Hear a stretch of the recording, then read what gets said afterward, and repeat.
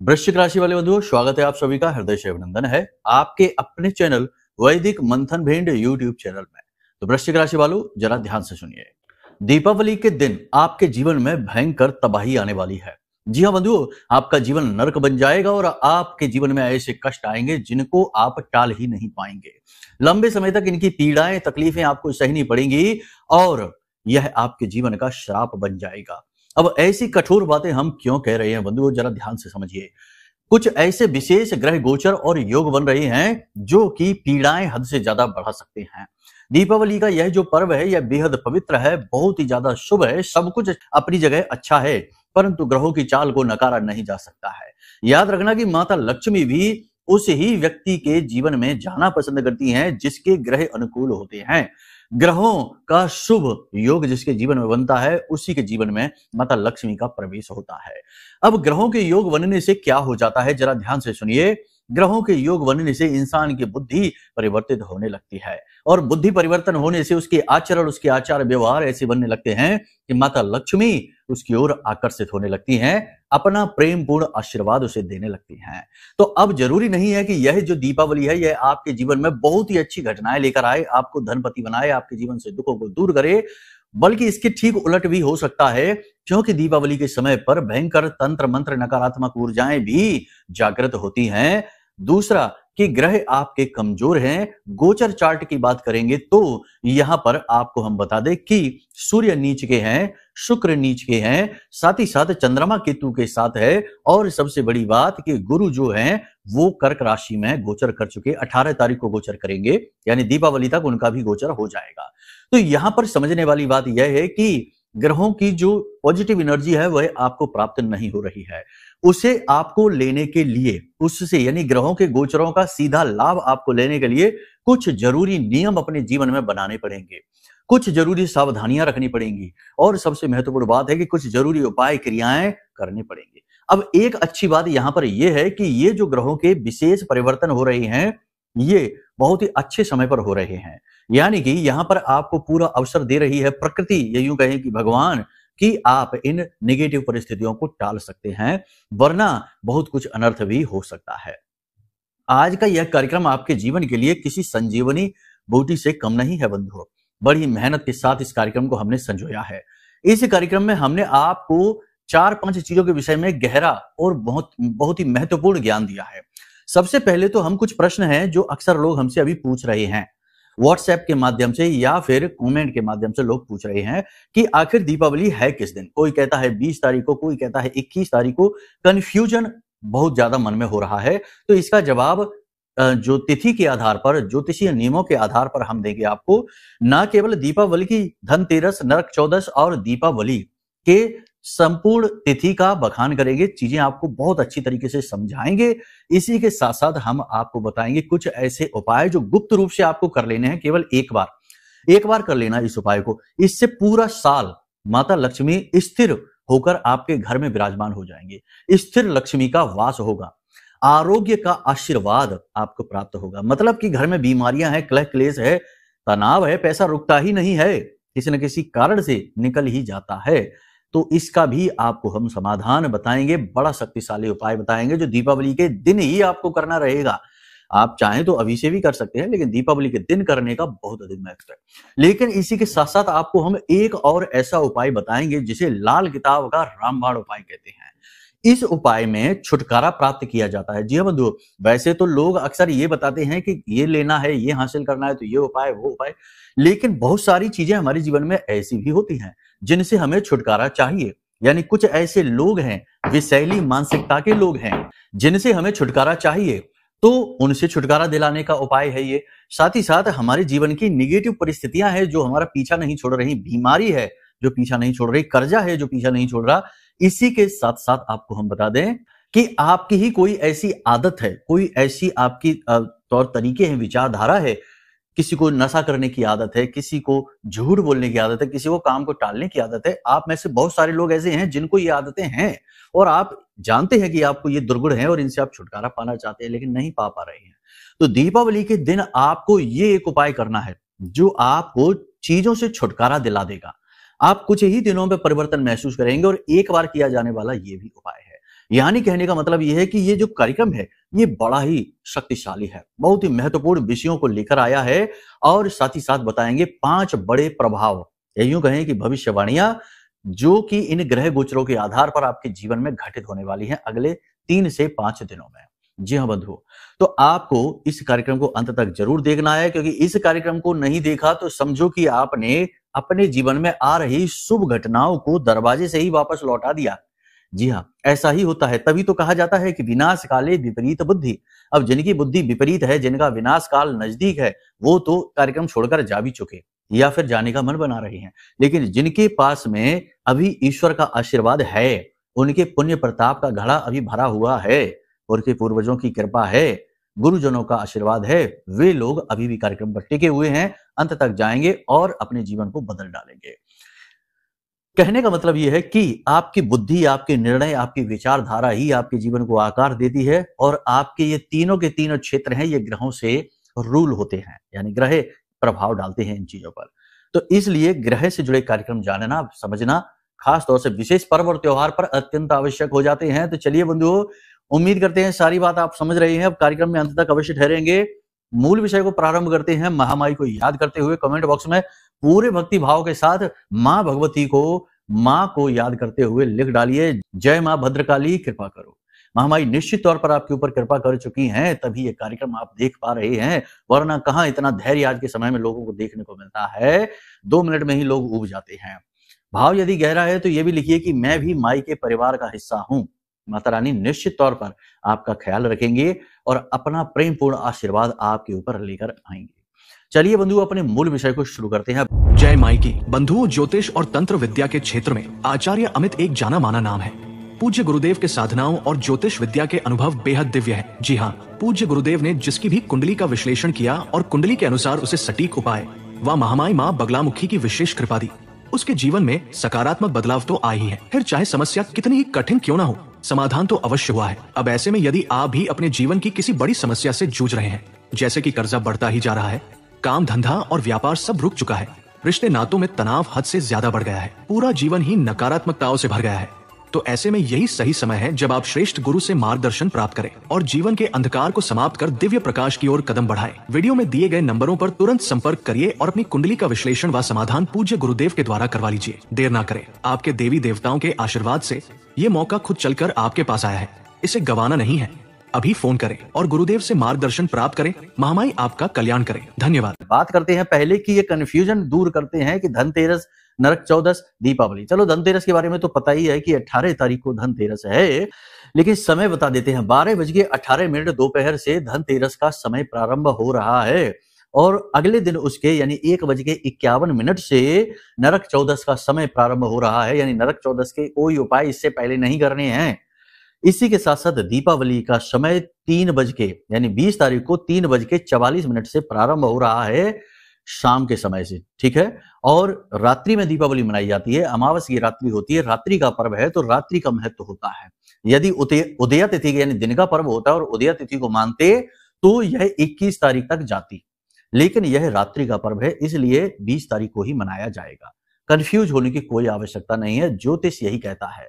याद रखना कि हम किस त्योहार को मना रहे हैं इस पर निर्भर करता है कि हम तिथि को किस हिसाब से लेंगे। मानकर चलते हैं यही तिथि है जो 3:44 से प्रारंभ हो रही है और 21 तारीख को शाम को 5:54 तक जा रही है। तो अब इसमें जो अमावस की रात्रि है, वह रात्रि का जो समय है, जो रात्रि के मनाने वाले त्योहार तो रात्रि में मनेंगे, तो रात्रि को जो अमावस की तिथि है वही तो रहेगी 20 तारीख को। और यदि दिन में मनाने वाला त्योहार है कोई, तो उदया तिथि 21 तारीख को मानी जाएगी, ठीक है। यहीं से इन चीजों को क्लियर तरीके से समझा जा सकता है। उम्मीद है आप समझ चुके हैं, कंफ्यूज नहीं होना है। जिसको जैसे मनाना है मनाने दो, आप नियमबद्ध तरीके से चलो, ठीक है। तो ये यहां पर हो गया। अब बात करते हैं ग्रह गोचरों की। तो पूरे 12 वर्षों के बाद 18 तारीख को बृहस्पति जो है वो कर्क राशि में जा रहे हैं और कर्क राशि में जाकर बृहस्पति उच्च के हो जाते हैं। और सूर्य देवता की बात करें तो 17 तारीख को ही यानी 17 अक्टूबर को सूर्य देवता तुला राशि में गोचर कर चुके हैं। लगभग 2 बजे के आसपास का ये समय है। 2 बजे से 10 मिनट पहले 1:51 के आसपास का समय है दिन में। सूर्य देवता गोचर कर चुके हैं, यानी सूर्य नीच के हो चुके हैं, शुक्र नीच के हैं और गुरु जो है ना उच्च के अवश्य हैं कर्क राशि में, लेकिन वहां पहुंचकर मारक हो जाते हैं। यानी अति आत्मविश्वास, ओवर कॉन्फिडेंस बढ़ाएंगे, ज्ञान का अभिमान करेंगे, अपने आप को कुछ समझने लग जाएंगे, ईगो की समस्या आने लगेगी और बात ईगो की वजह से बिगड़ने लगेगी, वाणी खराब होने लगेगी और प्रेम के रिश्ते खराब होने लगेंगे। सरकार से जुड़े हुए मामले आपके हैं वो पेंडिंग होने लगेंगे, आगे बढ़ने लगेंगे। पिता से आपका मनमुटाव हो सकता है, तनाव की स्थिति उत्पन्न हो सकती है, बनेगी नहीं, साथ ही साथ आपके मान सम्मान पर भी आन आ सकती है। थोड़ा अपने आप को देखकर चले, अपने आसपास के वातावरण को देखकर समझ कर चले, लोगों के साथ किसी भी प्रकार से विवाद में, झगड़े में, तनाव में ना पड़े, क्योंकि ये शनि बकरी हैं और राहु भी अच्छी स्थिति में नहीं है, उग्र स्थिति में है। ऐसी स्थिति में ये जो नेगेटिव स्थिति बन रही है, क्योंकि यहाँ पर सूर्य मंगल का भी मेल हो रहा है, तो उग्रता बढ़ेगी, आक्रामकता बढ़ेगी, वाणी असभ्य हो जाएगी, क्रोध का भाव बढ़ेगा, जरा जरा सी बात पर आपको तिलमिलाहट होगी, काम की अधिकता की वजह से आप प्रेशर में आ सकते हैं, खर्चा बढ़ने की वजह से, क्योंकि खर्चा बढ़ेगा, खर्चा बढ़ने की वजह से आप तनाव में आ सकते हैं। आपको अपने ऊपर नियंत्रण रखना होगा, अपनी बातों को गंभीरता से कहना होगा, हल्के फुल्के अंदाज में बात आप कहेंगे, लोग आपका मान सम्मान ही नहीं करेंगे, आपकी बात का महत्व ही नहीं रखेंगे। पीठ के पीछे लोग आपके बारे में अनाप शनाप बातें करेंगे, आपके मान सम्मान को गिराने के लिए, आपकी छवि खराब करने के लिए लोग उल्टी सीधी बातें आपके बारे में फैला सकते हैं। आपको लोगों को इग्नोर करना होगा, छोटी छोटी बातों को इग्नोर करना होगा और इमोशनली आपको बहुत मजबूत रहना होगा, क्योंकि इस समय चंद्रमा भी केतु के साथ गोचर कर रहे हैं, तो ये एक तरीके का इमोशनली अनस्टेबल वातावरण बनाते हैं।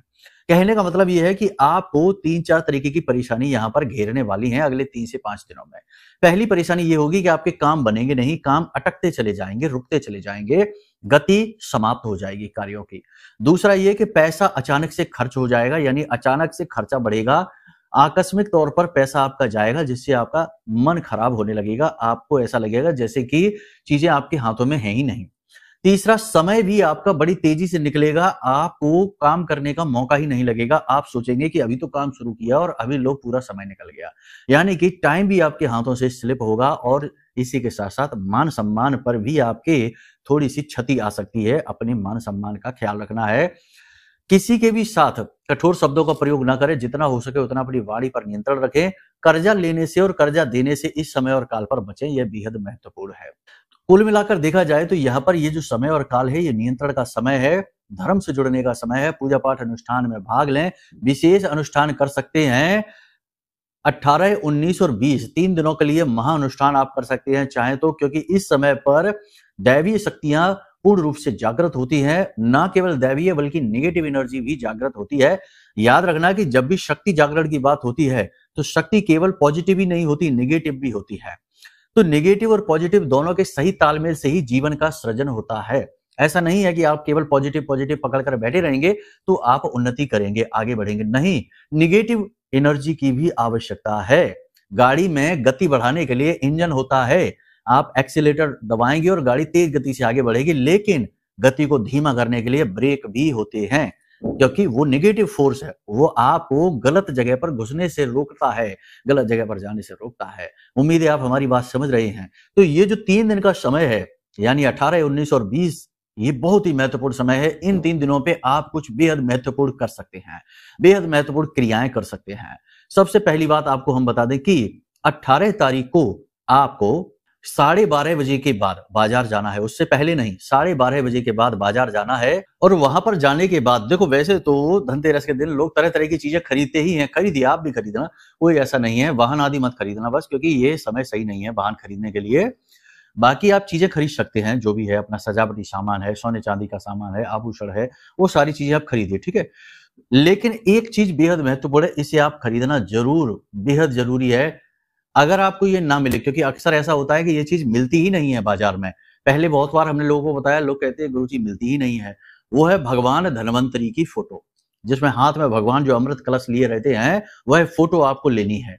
अब वो फोटो नहीं मिलेगी, हो सकता है क्योंकि मिलती ही नहीं है, क्योंकि ये चीजें जो बेहद गुप्त हैं, ये मिलती ही नहीं है, बहुत ही प्रभावशाली भी हैं। तो आपको क्या करना है कि इंटरनेट से आपको एक फोटो निकालनी है और फोटो को आपको बाजार लेकर जाना है, प्रिंट आउट निकालकर उसको फ्रेम करवा के लेकर आना है। और इस फोटो को लेकर आपको आना है और अपने घर के रसोई घर में दक्षिणी दिशा में लगा देना है। यानी दक्षिणी दिशा की जो दीवार है उस दीवार पर इसे आप लगा देना है। भगवान धन्वंतरी की फोटो। अब भगवान धन्वंतरी कौन है आप जानते ही होंगे वैसे तो, लेकिन तब भी बता दें कि आरोग्य के देवता हैं, यानी कि रोग दोष समाप्त करते हैं, धन संपत्ति लेकर आते हैं, और समुद्र मंथन के समय पर अमृत कलश लेकर यही आए थे, यानी इन्हें देवताओं का वैद कहा जाता है। तो कहने का मतलब यह है कि ये धन संपत्ति लाते हैं, देवताओं के वैद हैं, तो आपके भी वैद बन जाएंगे। और रसोई घर इनका सर्वश्रेष्ठ स्थान होता है, यहाँ पर इनका निवास माना जाता है। तो इन्हें जब दक्षिणी दिशा में आप लगाते हैं तो भगवान धन्वंतरी का श्रेष्ठतम आशीर्वाद आपको प्राप्त होता है। अब आपको करना क्या है, जैसे ही आप लेकर आए तो प्रतिदिन आप जो जल का पात्र होता है वह इनकी फोटो के नीचे ही रखिए, और वहीं पर आपको एक दीपक जलाना है। दीपक की बाती का मुख उत्तर दिशा की ओर कर देना, या फिर ईशान कोण की ओर कर देना, पूर्व और उत्तर के बीच में। दक्षिण की ओर बाती का मुख नहीं करना है, ठीक है। दीपक आप जलाइए, घी का, गाय के घी का दीपक होना चाहिए, और बर्तन के ऊपर एक ढक्कन जिसमें गेहूं यानी अन्न रखना, और उस अन्न के ऊपर इस दीपक को जलाना। प्रतिदिन इस क्रिया को आप करना प्रारंभ करिए। कोई मंत्र नहीं है, कोई पूजा पाठ अनुष्ठान नहीं है, बस इतना सा कार्य करिए। माता लक्ष्मी अति प्रसन्न होती है, क्योंकि भगवान धन्वंतरी जो है वो नारायण का ही स्वरूप माने जाते हैं। माता लक्ष्मी अत्यंत प्रसन्न होती हैं, बीमारियां दूर भागने लगती हैं, नेगेटिव एनर्जी घर में कैसी भी हो वह दूर भागने लगती है, और सबसे महत्वपूर्ण कि धन का आगमन अलग अलग रास्तों से होना शुरू हो जाता है। तो इस क्रिया को आप जरूर कर लेना, यह बेहद महत्वपूर्ण है। अब एक क्रिया की बात करते हैं जिसमें कि हमने कहा था कि आपको चीजें दूर करनी है, चीजें छुड़ानी है अपनी तरफ से। तो ये क्या करना है, इसके लिए क्या करना है, आपको जाना है भगवान गणपति, यानी कि किसी भी दिन धन्वंतरी यानी कि धनतेरस के दिन आप चले जाएं, चाहे दीपावली के दिन चले जाएं, चाहे बीच में नरक चौदस के दिन को आप चाहें तो अवॉइड कर दें, उस दिन ना जाएं। आपको क्या करना है कि गणेश जी के मंदिर में जाना है और पंचमेवा लेकर जानी है, ठीक है, थोड़ी ज्यादा सी लेकर जाना पंचमेवा। उसके बाद आपको क्या करना है, भगवान के लिए मोदक ले जाना है, घास के, हरी घास के जो तिनके होते हैं उसके गट्ठर 11 गट्ठर बनाकर लेकर जाना है, और भगवान के मंदिर पहुंचना है, और वहां पर जाकर भगवान की विशेष विधि विधान से पूजा पाठ पंचोपचार से करना है, धूप दीप नैवेद्य आदि से पूजा करनी है। उसके बाद 11 घास के गट्ठर भगवान को चढ़ाने हैं, और उसके बाद आपकी जो भी चीज आप दूर करना चाहते हैं, कोई रिश्ता है, कोई व्यक्ति है, कोई आदत है, कोई दुर्गुण है जिससे आप छुटकारा पाना चाहते हैं, तो भगवान गणपति जो है वो रिद्धि सिद्धि के दाता हैं, विघ्न हरता है, शुभ करता है। तो आपको क्या करना है, हाथ में पंचमेवा लेनी है, ऐसे करके इसी विधि से लेना है, और भगवान गणपति की मूर्ति के सामने खड़े हो जाना है। नीचे एक बर्तन आप रख लेना कोई, और उस बर्तन में धीरे धीरे उस पंचमेवा को छोड़ते जाना, और मन में भगवान से यह संकल्प करते जाना, यह निवेदन करते जाना कि हे भगवान, हमारी यह आदत से आप हमें छुटकारा दिलाइए, हमारी इस आदत से, इस दुर्गुण से आप हमें छुटकारा दिलाइए। और धीरे धीरे आप इधर से यानी इस रास्ते से पंचमेवा को नीचे उस बर्तन में गिरा देना, ठीक है, और उसे वहीं भगवान के चरणों में रखी छोड़कर चले आना। 11 घास के गट्ठर जो आप लेकर आए हैं, वे घास के गट्ठर अपने घर लेकर आ जाना है भगवान का आशीर्वाद समझकर, और उन घास के गट्ठरों को अपने पूजा घर में रख देना है। उसके बाद प्रतिदिन जब आप घर से बाहर निकले तो एक घास के गट्ठर को लेकर जाइए, काम पर जा रहे हैं, ऑफिस जा रहे हैं, कहीं भी जा रहे हैं, और घर से बाहर निकलकर घर से दूर जाकर कोई चौराहा मिले, कोई भी चौराहा मिल जाए, उस चौराहे पर जाकर धीरे से उस गट्ठर को छोड़ दीजिए। 11 दिन तक इस क्रिया को आप करके देखिए, 100% ये उपाय काम करता है। आपको खुद ही महसूस होने लगेगा। कर्जा है, कर्जे से छुटकारा चाहिए, ये कर्जे के लिए भी कर सकते हैं, बीमारी के लिए कर सकते हैं, किसी भी चीज से छुटकारा पाने के लिए इस क्रिया को कर सकते हैं। और इसका सर्वोत्तम दिन है दीपावली का दिन।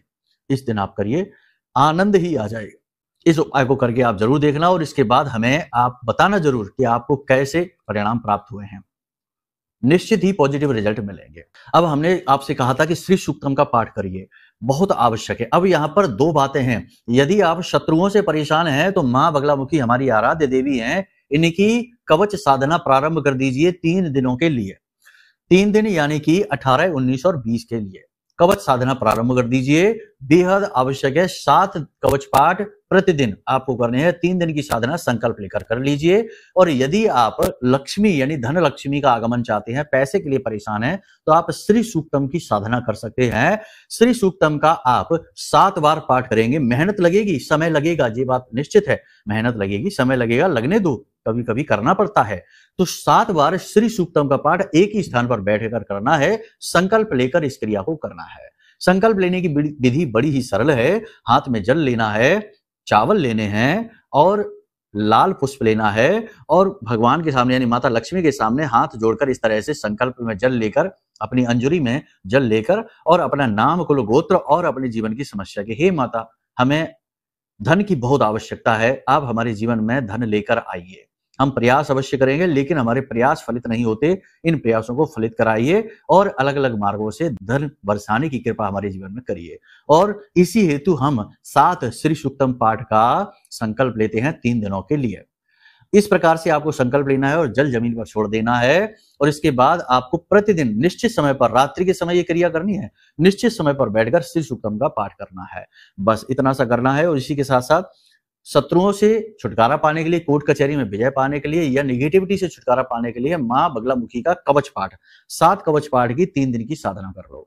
बस इतना सा ही कर लो। देखो गृहस्थ हो, गृहस्थ लोगों के लिए इतना ही बताया जाता है, मंत्र साधना गृहस्थों को नहीं बताई जा सकती है, उसके लिए प्रक्रियाएं बड़ी हैं, तो वो बाद की बात है। फिलहाल इतने से ही आपको काफी आनंद प्राप्त हो जाएगा।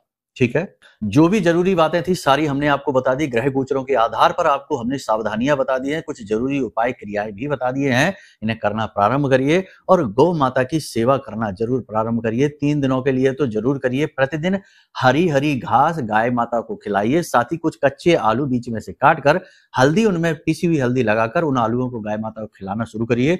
चमत्कार हो जाएगा, माई की कृपा आएगी ही आएगी, ग्रहों के भी लाभ प्राप्त होंगे। लेकिन अब यहाँ पर एक और चीज आपको हम बता दें जो हर बार बताते हैं कि कभी कभी कुंडली में ऐसे ग्रह योग होते हैं जो हमारे हर एक उपाय, हर एक क्रिया और पूजा पाठ को फलित ही नहीं होने देते। जैसे शनि और केतु बैठ गया तो शापित योग है, अब तो साप लगा है, कोई उपाय फलित ही नहीं होगा। किसी विशेष ग्रह से कोई पितृ दोष आ रहा है तो फिर वो पितृ दोष पहले शांत करो, उसके बाद उपाय फलित होंगे। कितनी ही पूजा कर लो उसका फल नहीं मिलेगा। गुरु चांडाल योग बन रहा है तब भी पूजा पाठ का फल नहीं मिलता है। बहुत सारी योग युतियां हैं जिनकी वजह से जीवन नर्क बन जाता है। लाख पूजा करिए, उपाय करिए, कुछ भी फलित नहीं होता है। तो पहला काम यह है कि आप अपने प्रारब्ध को सुधारिए, यानी कि कुंडली के उन दोषों को जानिए और उसके आधार पर उपाय करके उन दोषों को दूर करिए। फिर आपके जितने भी पूजा पाठ कर्म है सबका फल आपको मिलेगा। यानी अचानक से जीवन में गति आ जाएगी जैसे ही आप इन दोषों को शांत करेंगे। इसके लिए आप अपनी कुंडली का विश्लेषण कराइए, ये सबसे महत्वपूर्ण विषय है, इसे बिल्कुल न टालिए। जितना टालेंगे उतना ही परेशान होंगे। ठीक है, नंबर वीडियो में दिया गया है, हम आपकी कुंडली विश्लेषण करके दे देंगे। चिंता नहीं करना है, सारा काम शुद्धता के साथ होगा, महामाई मां बगलामुखी की कृपा और आशीर्वाद के साथ होगा। ठीक है, कुछ भी गलत नहीं है, बिल्कुल भी संशय मन में लेकर नहीं आना है। सेवा भाव है, उसी भाव के साथ जुड़ जाइए माई के धाम से। ठीक है, इसी के साथ साथ हम आपको बताना चाहेंगे कि आज का ये जो निगेटिव वातावरण है इससे बच पाना बहुत मुश्किल है।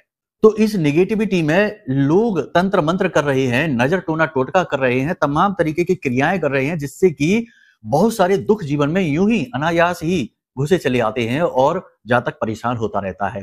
तो सर्वश्रेष्ठ ये रहेगा कि आप यह महारक्षा कवच भी ऑर्डर अवश्य कर लें। इसके साथ ये होगा कि आपके जीवन में अचानक से निगेटिविटी दूर हट जाएगी, आपको तुरंत इसका फल प्राप्त होगा। जिन लोगों ने इस महारक्षा कवच को मंगाया है उनके बड़े विचित्र अनुभव हमें देखने को मिलते हैं। कुछ लोग कहते हैं कि गुरुजी हमारे रोंगटे खड़े होने लगते हैं, और कुछ लोग कहते हैं कि गुरुजी हमें तो रात्रि में माई के दर्शन ही हो गए। बड़ा ही अजीब है, क्योंकि इस महारक्षा कवच में महामाई की शक्ति समाहित है, माई के सिद्ध मंत्र से यह जागृत अभिमंत्रित है। यह कोई साधारण कवच नहीं है, बहुत ही छोटी सी दक्षिणा के साथ यह आपके लिए उपलब्ध है। तो आप इसे भी ऑर्डर कर लीजिए और कुंडली का विश्लेषण भी करा लीजिए। इसके बाद आपके जीवन में जो भी कष्ट है उनका पूर्ण शमन हो जाएगा, फिर रास्ता खुलेगा आपके सौभाग्य का, आपके दुखों से मुक्ति का। ठीक है, सलाह देना हमारा काम है, गुरु का यही कार्य होता है, मार्ग दिखाना। चलना ना चलना चेले का काम है, आपकी मर्जी रहेगी, जैसा चाहे वैसा। जो भी सेवाएं, जो भी आपको सुविधाएं चाहिए, आप धाम पर जो नंबर वीडियो में दिए गए नंबरों पर फोन करिए, आपकी पूर्ण रूप से सेवा की जाएगी। माई ने हमें यहाँ इसीलिए बिठाया हुआ है। जब तक माई का आदेश है बैठे हैं, जिस दिन आदेश आएगा हट जाएंगे, उन्हीं के आधार पर ही तो चल रहे हैं। चलिए, उम्मीद करते हैं सारी बातें आपने समझ ली हैं। अब माई के लिए भाव प्रकट करिए पूरे भक्ति भाव के साथ। कमेंट बॉक्स में फिर से लिख डालिए, जय मां बगलामुखी कृपा करो, रक्षा करो। हमारे प्रिय और परम पूज्य आचार्य जी ने अपनी साधनाओं के अनुभवों पर आधारित शक्तिशाली उपाय और क्रियाओं के माध्यम से हजारों लोगों के जीवन को पूरी तरह से बदला है। आचार्य जी के द्वारा बताया गया हर एक उपाय इतना सटीक और कारगर होता है कि जो भी इसे पूरे भाव के साथ कर लेता है उसे साक्षात महामाई की कृपा और आशीर्वाद प्राप्त हो जाती है। इसलिए निसंकोच इन उपायों को पूरे भाव के साथ करिए, आपका कल्याण होगा। जय माई की।